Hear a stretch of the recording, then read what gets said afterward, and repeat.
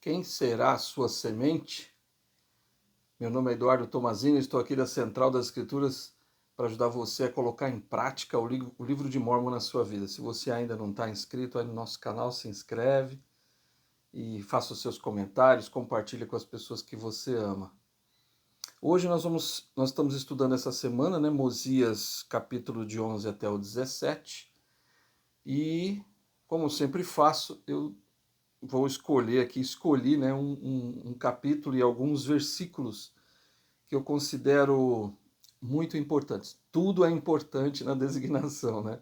Mas eu sempre escolho alguma coisa que possa ajudar você e a mim mesmo, para a gente poder entender melhor algumas coisas que às vezes estão por trás ali das escrituras, né?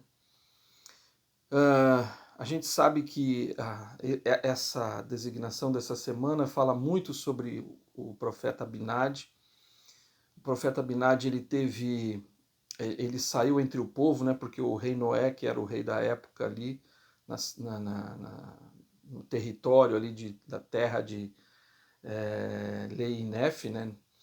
E aí ele começou a pregar para o povo, porque o povo estava realmente muito iníquo devido ao rei Noé ser muito iníquo, né? E aí ele saiu para pregar para o povo. Só que o que aconteceu foi que o povo rejeitou, né, as palavras de Abinadi, ele foi levado diante do rei e o rei queria matá-lo. E aí é interessante notar que ele pregou para o povo e ninguém deu ouvidos às suas palavras. E o Senhor falou que iria destruir aquele povo caso eles não se arrependessem. Que os inimigos, né, iriam destruir os lamanitas. E aí então o Abinadi, com toda a força do seu coração, com toda a força da sua alma, ele pregou o evangelho para eles e chamou eles ao arrependimento. Mesmo o rei Noé e os seus sacerdotes, né? Mas, infelizmente, apenas um homem se converteu, que foi Alma, que se tornou depois também um profeta de Deus. E por causa de Alma, outras pessoas ali daquele povo se arrependeram das suas iniquidades, e a gente vai ver isso na semana que vem, né, sobre essa história linda de Alma e as pessoas que o seguiram.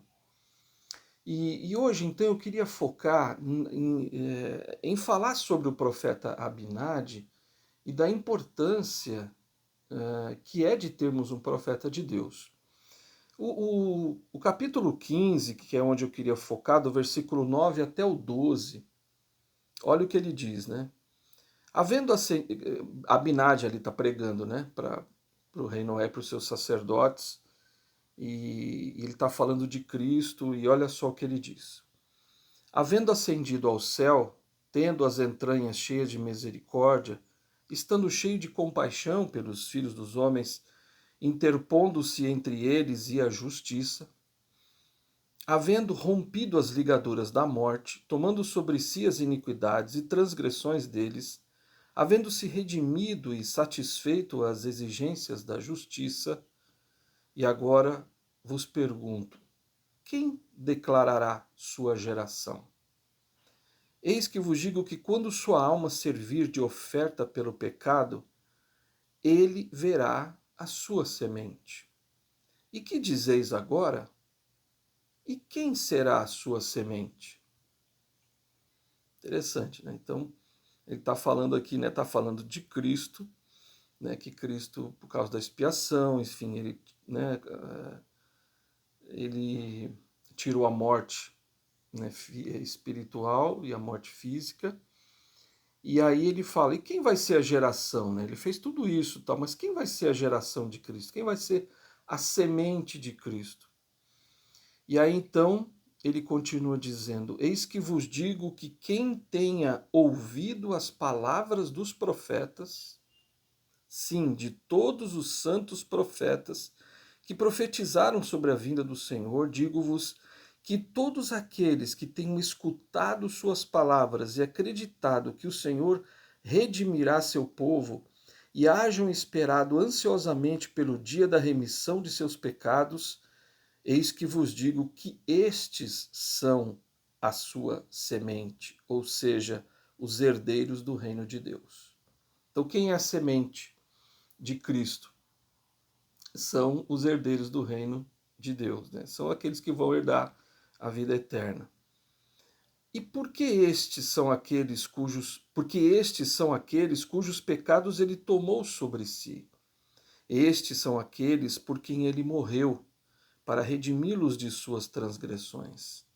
E agora não são eles sua semente?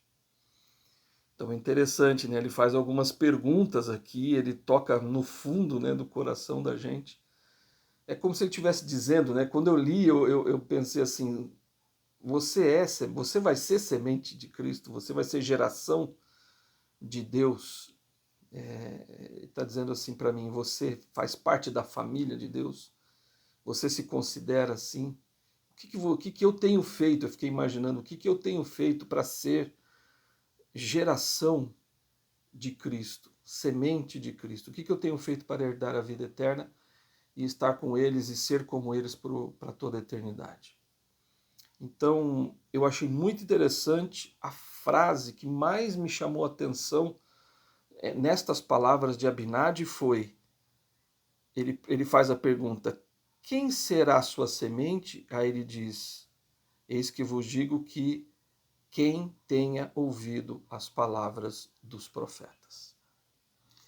Isso me chamou muita atenção, né? Então peraí, para eu ser semente de Cristo, geração de Cristo, o que eu tenho que fazer é ouvir as palavras dos profetas. Não só ouvir, mas seguir, né? Quando ele diz ouvir, está dizendo ouvir com os ouvidos e seguir, colocar em prática tudo aquilo que os profetas ensinam. E é isso que eu queria falar hoje, sobre a importância de nós darmos ouvidos à voz do profeta de Deus. O presidente Nelson é o nosso profeta, vidente e revelador, ele com seus conselheiros e mais 12 homens puros e limpos que foram chamados pelo Senhor para serem nossos profetas, videntes e reveladores. Mas o presidente Nelson é o grande porta-voz do Senhor aqui na terra, na sua igreja hoje, e nós precisamos dar ouvidos às suas palavras. E eu vou falar bastante sobre isso hoje. O elder Robert D. Hales, lá em 95, há muito tempo atrás, né?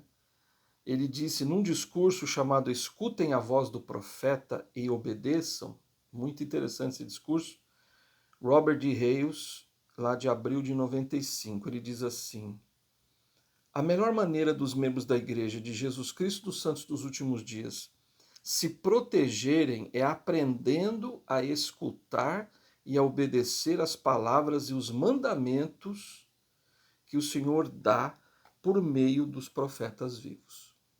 Então está sendo bem claro, ó.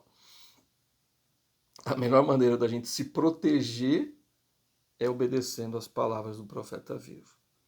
Gostaria que o mundo compreendesse a importância de termos um profeta vivo na Terra em nossos dias. Então, porque na verdade assim, o presidente Russell M. Nelson, né, vou usar ele, né, como ele é o nosso presidente e é o nosso profeta vivo, ele é o profeta da terra toda, não é profeta dos membros da Igreja de Jesus Cristo dos Santos dos Últimos Dias apenas. Ele é do mundo todo. Então, o elder Hales falou, olha, eu gostaria que as pessoas entendessem a importância de se ter um profeta vivo. Se escutássemos os profetas atuais, olha só o que ele diz agora, isso aqui achei muito, muito interessante. Ele fala, se escutássemos os profetas atuais, a pobreza seria substituída pela preocupação de cuidar dos pobres e necessitados. Muitos problemas de saúde graves e fatais seriam evitados pela obediência à palavra de sabedoria e às leis de pureza sexual. Olha só. Ao pagarmos o dízimo, todos seríamos abençoados e teríamos o suficiente para as nossas necessidades. Se seguirmos os conselhos dos profetas, podemos viver na mortalidade, de modo a não termos que passar por sofrimentos e autodestruição desnecessários. Isso não significa que não tenhamos desafios, nós os teremos. Isso não significa que não sejamos provados, sê-lo-emos, pois é uma das razões de estarmos aqui na Terra. Porém, Se escutarmos os conselhos do profeta, nos tornaremos mais fortes e conseguiremos resistir aos testes da mortalidade. Teremos esperança e alegria. Muito interessante nessas coisas. Ele está dizendo, olha, se o mundo escutasse o que o profeta ensina, seguisse a voz do profeta de Deus, o que aconteceria? Muitos problemas seriam resolvidos no mundo hoje. Muitos problemas. Então, não que nós não tivéssemos desafios, não íamos ter dificuldades, enfim, teríamos. Mas muitos dos problemas que a gente vê aí no mundo hoje seriam eliminados somente pela obediência à voz do profeta vivo. Ele continua e finaliza, o finalizar, né, essas citações dele no discurso, ele disse: nossa segurança espiritual está em nos voltarmos para a voz clara do profeta vivo. Se escutarmos sua voz e obedecermos os seus conselhos, conseguiremos viver de maneira que Cristo gostaríamos que vivêssemos e perseverar até o fim, para um dia, juntamente com nossa família, voltarmos à presença do Pai Celestial e do Salvador Jesus Cristo. Então, ele está dizendo, nossa segurança espiritual está em nos voltarmos para a voz clara do profeta vivo. Então, quer ter segurança espiritual, quer caminhar, né, nessa jornada nossa de volta à presença de Deus, herdando a vida eterna, a sua segurança nessa caminhada, nessa jornada, está em se voltar e ouvir a voz do profeta vivo. E aí eu selecionei, hoje eu fiz um pouco diferente, né? Eu selecionei algumas exortações, conselhos, profecias, revelações do profeta vivo. Então eu queria compartilhar com você. Eu não vou citar aqui quais foram os discursos, porque gastaria muito tempo só de citar, né? Onde está. Mas está nos discursos. Você pode ir lá nos discursos do Presidente Nelson na Biblioteca do Evangelho, você vai encontrar tudo isso aqui que eu estou falando. Eu reservei alguns trechos de discursos que ele fala especificamente para nós, as coisas que nós precisamos ouvir. Como o Elder Rios falou, né? Olha, você quer ter segurança, quer voltar à presença de Deus, faz isso aqui, ó, que o presidente Nelson está falando. Então a gente vai ver isso agora. E eu fiquei muito impressionado quando eu comecei a selecionar essas citações, né? Essas, vamos dizer, revelações, exortações, enfim. Eu fiquei muito impressionado e muito tocado com algumas delas. Eu já tinha lido já muitas vezes, né? A gente tem lido e revisto os discursos do profeta, mas quando você começa a pegar pequenos focos, pequenos trechos, dando uma ênfase maior sobre o que ele quis dizer e qual foi o âmago do discurso, traz assim um sentimento muito interessante de que o que o profeta está dizendo, se a gente seguir, realmente a nossa vida vai se transformar. Bom, eu vou falar alguns desses discursos, dessas exortações. Ele disse: meus amados irmãos e irmãs, imploro para que aumentem sua capacidade espiritual de receber revelações. Esse foi o primeiro discurso que ele fez, né? Nos dias que estão por vir, não será possível sobreviver espiritualmente sem a orientação, a direção, o consolo e a influência constante do Espírito Santo. Está sendo muito claro. Ele está dizendo assim, imploro. Sempre, né? Eu já falei isso várias vezes, né? Quando o profeta fala imploro, é tão forte isso, a gente precisa dar tanto valor para isso. Ele está dizendo, imploro para que aumente sua capacidade espiritual de receber revelações.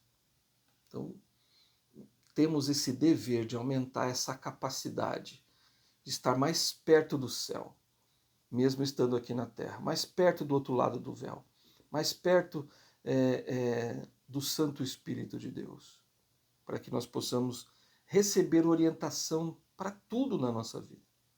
Está aí à nossa disposição. Ele disse em outro discurso: meus queridos irmãos e irmãs, os ataques do adversário estão aumentando exponencialmente em intensidade e em variedade. Então, Satanás está atacando, né, intensamente e de várias formas. Nossa necessidade de estar regularmente no templo nunca foi tão grande. Se tiverem acesso razoável a um templo, peço que encontrem um meio de marcar um compromisso regular com o Senhor. Olha que interessante, né? Não é um compromisso com o templo, né? Vou agendar com o templo e vou estar lá no templo por causa do agendamento. Não, é um compromisso, marcar um compromisso regular com o Senhor. Gostei muito disso. De estar em sua santa casa e depois cumpram esse compromisso com exatidão e alegria. Prometo-lhes que o Senhor vai lhes proporcionar os milagres que Ele sabe que vocês precisam, se fizerem sacrifícios para servir e adorar em seus templos. Então, mais claro que isso, né? Então, está dizendo, olha, agenda com o Senhor, é um agendamento com o Senhor de estar em sua santa casa. E Ele faz promessas aqui. Ele não está dizendo só o que o Senhor quer que a gente faça, mas o que a gente vai receber, né? Tudo que ele fala aqui sempre tem uma promessa. É maravilhoso. Hoje me sinto compelido a falar a vocês sobre um assunto de grande importância. Isso aqui é outro discurso, tá? Então, hoje me sinto compelido a falar a vocês sobre um assunto de grande importância. Há algumas semanas publiquei uma declaração referente a uma correção quanto ao nome da igreja. Então é aquele discurso, né, que ele fala que a gente precisa, né, parar de ficar falando mormons e tal, né? Ele disse, fiz isso, olha só, ele fala que ele fez uma correção sobre o nome da igreja, fiz isso porque o Senhor revelou em minha mente a importância do nome que ele decretou para a sua igreja, a igreja de Jesus Cristo dos santos dos últimos dias. É um discurso muito forte, então tudo mudou, né? A gente sabe que mudou várias coisas, né? Mudaram, né? Várias coisas mudaram em relação a isso. Então a gente precisa estar atento a isso. E o que eu gostei muito, né? Que ele falou que a gente tem que usar o nome a Igreja de Jesus Cristo dos Santos dos Últimos Dias, mas o que ele disse aqui foi muito forte. Talvez a gente não pare para pensar. Ele está dizendo, o Senhor revelou para ele. Então o Senhor falou na minha mente, ó, eu não estou muito satisfeito não com a forma como os membros da minha igreja estão falando do nome da minha igreja. Então isso com certeza ele se sentiu, né? É como se o Senhor estivesse dando uma, como a gente diz na igreja, dando uma queimada, né? Então ele recebeu essa exortação do Espírito, né? Recebeu, o Senhor falou com ele, falou, ó, tem que mudar isso. E aí imediatamente então ele seguiu a voz do Senhor e nos exortou a fazer o mesmo. Em outro discurso ele diz, quer vocês estejam trilhando diligentemente o caminho do convênio, quer tenham se desviado, olha só que legal essa parte, quer tenham se desviado ou saído dele, ou até mesmo nem consigam enxergá-lo de onde estão agora, rogo-lhes que se arrependam. Conheçam o poder fortalecedor do arrependimento diário, o poder de agir melhor e ser melhor a cada dia. É bem forte esse discurso. Ele fala, né, que a gente tem que se arrepender todos os dias e que a gente precisa ser melhor e agir melhor a cada dia. Ele disse, temos que nos levantar... Esse discurso foi um discurso para o sacerdócio, mas se aplica a todas as pessoas. Ele disse, irmãos, todos nós precisamos nos arrepender, temos que nos levantar do sofá, deixar de lado o controle remoto e sair de nossa inércia espiritual. Forte. É hora de vestir nossa armadura completa de Deus para que participemos do trabalho mais importante da terra.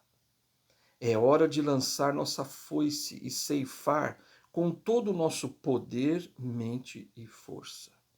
As forças do mal jamais foram tão avassaladoras como são hoje. Como servos do Senhor, não podemos ficar adormecidos enquanto a batalha se intensifica. É muito forte. Ele falou muito claramente, né, que a gente precisa largar o controle remoto, se levantar e sair para trabalhar, para fazer o trabalho do Senhor. Não que a gente não tenha que descansar, não que a gente não tenha que relaxar, ele não está dizendo isso. Mas só que às vezes a gente faz muito isso. Né? A gente fica tão apegado, né, a isso e nos esquecemos que o trabalho do Senhor está se intensificando e a gente precisa preparar o caminho da segunda vinda de Cristo. Ele continua em outro discurso, ele disse: agora, como presidente de sua igreja, imploro a vocês que se distanciaram da igreja, então está falando agora para os menos ativos, enfim. Agora, como presidente de sua igreja, imploro a vocês que se distanciaram da igreja, a vocês que ainda não buscaram saber realmente que a igreja do Salvador foi restaurada, façam o trabalho espiritual para descobrir por si mesmos. E, por favor, façam-no agora. O tempo está se esgotando. Também muito poderosa essas palavras, né? Então ele está dizendo, ó, e aí quando eu falo, mas isso aqui está falando só para as pessoas que estão menos ativas, ou aquelas que ainda não buscaram a verdade com a intensidade que precisa, mas ele falou, a última frase para mim é a mais importante. O tempo está se esgotando. Para mim, para você, para todas as pessoas. Precisamos correr e nos preparar para a segunda vinda de Cristo, nos preparar para até a morte. De repente a gente morre aí, como é que vai ser a nossa vida do outro lado do véu? Em outro discurso, ele disse o seguinte, aí é um discurso para as irmãs, mas que também, né, ele falou para os irmãos lá, eu digo que foi para todo mundo, ele fala para as irmãs, mas fala para nós também, né? Agora, mas ele fala tão especificamente para as mulheres aqui, que você, irmã que está me assistindo, preste atenção nessas palavras, né? Eu sei que isso serve para nós homens também, mas ele foi muito direto assim para as mulheres, né? Foi muito interessante. Ele disse: mas minhas queridas irmãs, sua capacidade de discernir do erro, então a verdade do erro, ele falou, né? Então as mulheres, ele fala nesse discurso que as mulheres têm uma capacidade que os homens não têm, elas têm uma capacidade mais aguçada de discernir da verdade do erro. Interessante, né? O poder do discernimento, né, que as mulheres têm. Ele disse de ser as guardiãs da moralidade na sociedade. Então, é fundamental nesses últimos dias. Então, ele está falando para as irmãs serem guardiãs da moralidade da sociedade. Ele continua: dependemos de vocês para ensinar outras pessoas a fazerem o mesmo. Serei bem claro quanto a isso. Olha o que ele fala agora. Se o mundo perder a retidão moral das mulheres, o mundo nunca se recuperará. Olha só, isso também é extremamente poderoso, né? Serei bem claro quanto a isso, se o mundo perder a retidão moral das mulheres, o mundo nunca se recuperará. Forte, né? E eu fui pegando assim esses pontos e realmente me tocaram profundamente essas palavras dele. Em outro discurso ele diz: em meio a tudo isso, nosso Pai Celestial e seu Filho Jesus Cristo nos amam. Eles se importam conosco. Tanto eles quanto seus anjos sagrados estão cuidando de nós. Sei que é verdade. Gostei muito disso, né? Aqui na verdade não é nenhuma exortação, não é mas ele está dizendo assim que o Senhor, nosso Pai Celestial, Jesus Cristo, eles nos amam muito e que também os anjos estão cuidando de nós, do outro lado do véu. Né? Então, aqueles que já se foram, que partiram estão aí nos ajudando, outros anjos têm nos cuidado de nós. Em outro discurso ele disse: por décadas os profetas do Senhor têm nos exortado a armazenar alimentos, água e reservas financeiras para tempos de necessidade. Essa pandemia, foi um discurso feito na época da pandemia, né? Essa pandemia tem reforçado a sabedoria desse conselho e eu os exorto a agir de modo a estarem materialmente preparados, mas estou ainda mais preocupado com sua preparação espiritual e emocional. Então, ele falou, não, nós temos a necessidade de armazenar alimentos, água, enfim, tudo que for necessário. Porém, ele disse, a preocupação maior dele é com a nossa situação espiritual. Será que nós estamos armazenando experiências espirituais, armazenando conhecimento e entendimento do Evangelho para estarmos prontos para enfrentar as situações devastadoras espirituais que a gente tem sofrido, né? A gente precisa estar preparado para todas essas tempestades espirituais que a gente tem tido. A gente vê lá no sul, né, o quanto o povo lá está sofrendo.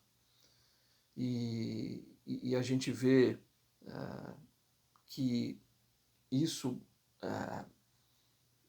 aconteceu, e até falei num outro vídeo, né, sobre isso, e tudo que eles estão sofrendo está sendo bom para nós no sentido de que a gente está aprendendo a ser mais solidários, nós estamos sendo ensinados a estar mais perto e a amar mais o nosso próximo. Isso tem sido uma bênção muito grande. Mas ele está dizendo muito claro aqui que nós precisamos estar muito mais preocupados com a nossa situação espiritual.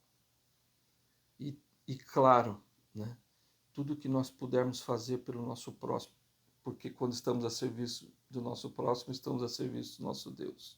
Isso nos fortalece. Então, todo mundo que está ajudando, todo mundo que está fazendo um esforço, tanto braçal quanto financeiro, enfim, todas as suas, tudo que tem sido feito, está abençoando a vida materialmente daquelas pessoas, mas essas pessoas que estão fazendo isso estão sendo abençoadas também espiritualmente.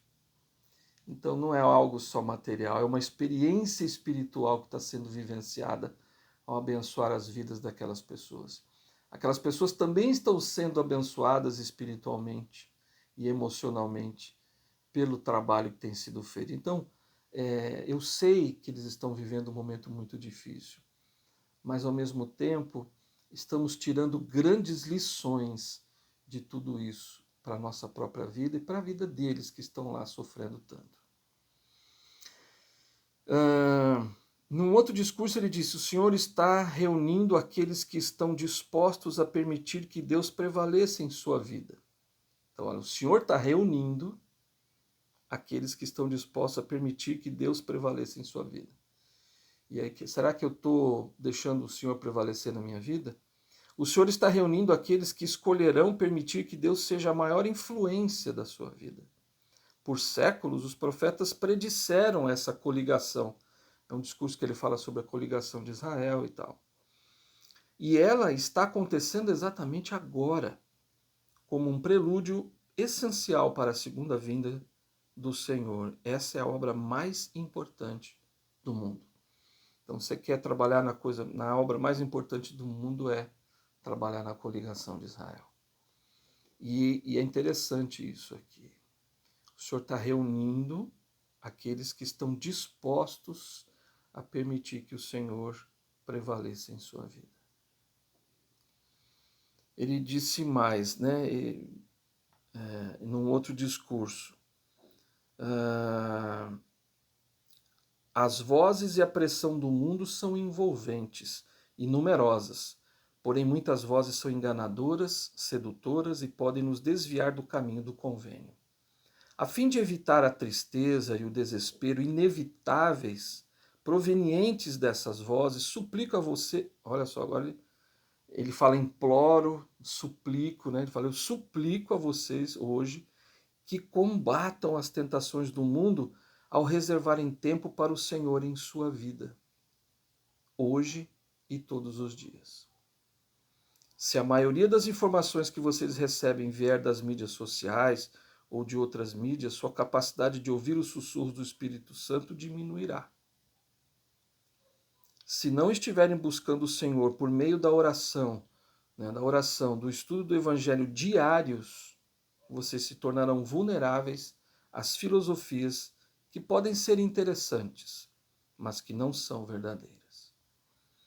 Então, até mesmo os membros mais fiéis podem ser enganados pela batida constante da música da banda da Babilônia.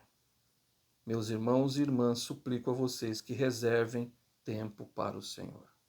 Então tá aí outra, ele suplicando para nós reservarmos um tempo para o Senhor todos os dias através do estudo e através da oração. Em outro ele disse, hoje, e esse foi um discurso da conferência, não essa que passou da outra, ele disse, hoje para ajudá-los a se qualificarem para receber as ricas bênçãos que o Pai Celestial tem para vocês, eu os convido a adotar a prática de pensar celestial. Pensar celestial significa ter uma mente espiritual. Achei muito interessante. Ele disse, ao pensar celestial, vocês perceberão que estão evitando qualquer coisa que lhes roube o arbítrio, qualquer vício, seja em videogames, jogos de azar, dívidas, drogas, álcool, raiva, pornografia, sexo ou até mesmo comida, ofende o Senhor. Por quê? Porque sua obsessão se torna seu Deus. Muito forte isso. Vocês buscam sua obsessão não a Deus para encontrar consolo. Vocês buscam sua obsessão e não a Deus para encontrar consolo. Se vocês sofrem com um vício, busquem ajuda espiritual e profissional de que precisam.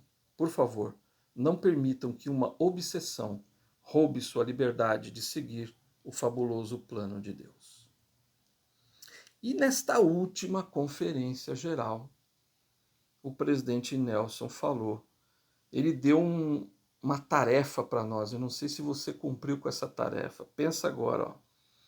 Ele falou sobre a oração dedicatória do Templo de Kirtland. Ele disse assim, a oração dedicatória do Templo de Kirtland, oferecida por Joseph Smith, é um tutorial, achei muito interessante, é um tutorial de como o templo fortalece vocês e a mim espiritualmente, a fim de enfrentarmos as dificuldades da vida nesses últimos dias.